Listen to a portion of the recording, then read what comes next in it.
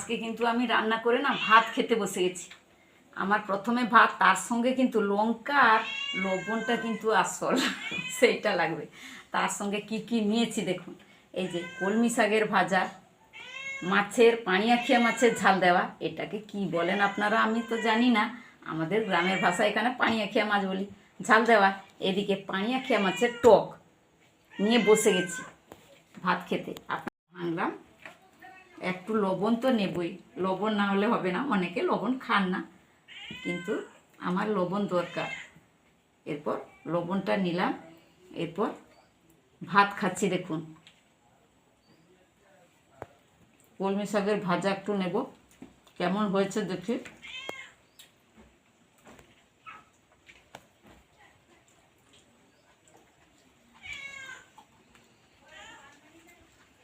খুব সুন্দর হয়েছে, গরম গরম ভাত এনেছি আর কলমি শাকের ভাজা, আর কোথায় যায়। খুব সুন্দর হয়েছে কলমি শাকের ভাজা। এবারে কলমি শাকের ভাজা তো খাওয়া হলো, এরপর একটু মাছের ঝাল দেওয়াটা দেখব কেমন হয়েছে। গরম গরম ভাতের সঙ্গে মাছের ঝাল দাও।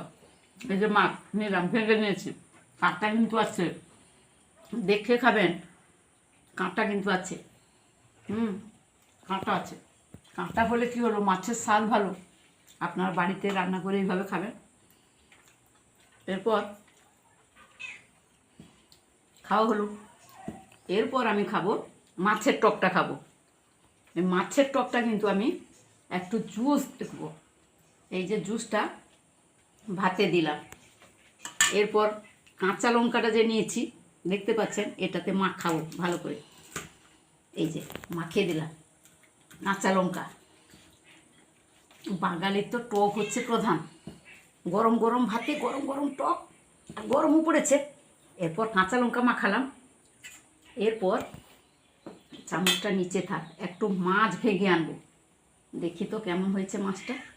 এই মাছের টকের মাছ আনলাম, এরপর আমি ভাতটা খাবো। এবার খাই।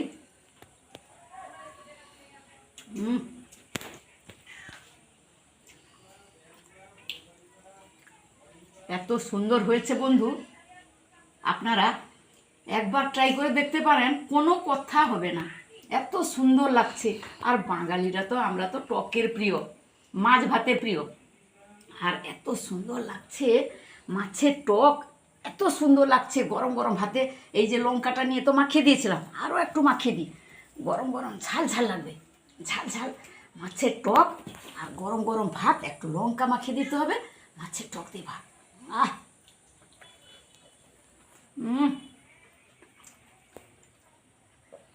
যেন জমে যাচ্ছে একবার। এই যে তরকারিগুলো দেখছেন না, সবগুলো ভালো হয়েছে, এত সুন্দর হয়েছে না, আর বলে বোঝাতে পারবো না, খুব সুন্দর হয়েছে। আর আমার খাবারটাও সুন্দর হয়েছে, এত সুন্দর করে খাচ্ছি, যেন মন খুব তৃপ্তি, যেন মন ভরে গেল, নিজে রান্না করেছি, নিজে খাচ্ছি। দেখুন